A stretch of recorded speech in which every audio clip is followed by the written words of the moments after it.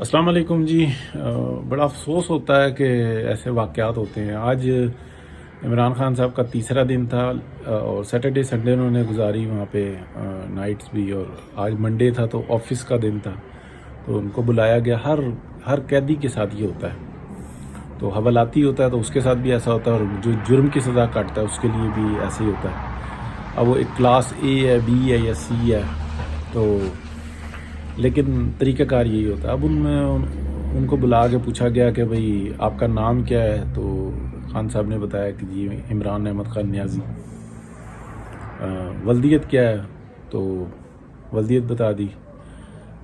اچھا، تیسرا سوال جو ان سا ہوتا ہے نا وہ کہ کس جرم میں آپ آئے ہیں، تو وہاں پہ بتا رہے ہیں گھڑی چوری کے۔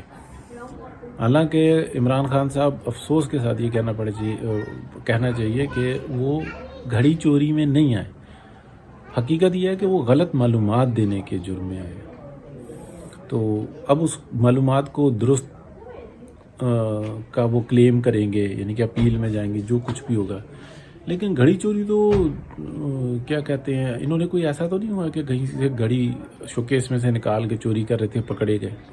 وہ تو گھڑی ان کو ملی تھی اور انہوں نے وہ آگے بیچ بھی دی تھی، پھر اس معلومات کو ایکسیپٹ نہیں کر رہے تھے۔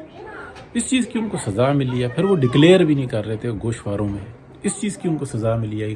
غلط معلومات دے رہے تھے نا، حالانکہ وہ ڈے فرسٹ ہی دے دیتے کہ ٹھیک ہے مجھے گھڑی ملی تھی، میں نے بیچ دی، تو میکسیمم یہ ہوتا کہ نہیں گھڑی واپس لے کے آؤ، واپس لینی ہوگی، اس کا جرمانہ ہو جاتا، ان کی تنبیہ ہو جاتی، کچھ بھی ہو جاتا۔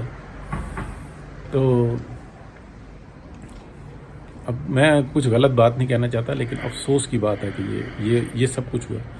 اپنے منہ پہ ایسا داغ لگا لیا انہوں نے کہ ساری زندگی نہیں چھوڑے گا چور کا گھڑی چوری میں۔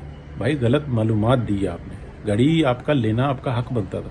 آپ وزیر اعظم کی سیٹ پہ تھے، آپ کو ایک گھڑی گفٹ ملی تھی، وہ آپ قانوناً لے سکتے تھے، اس کا 50% یا 20% جو بھی تھا۔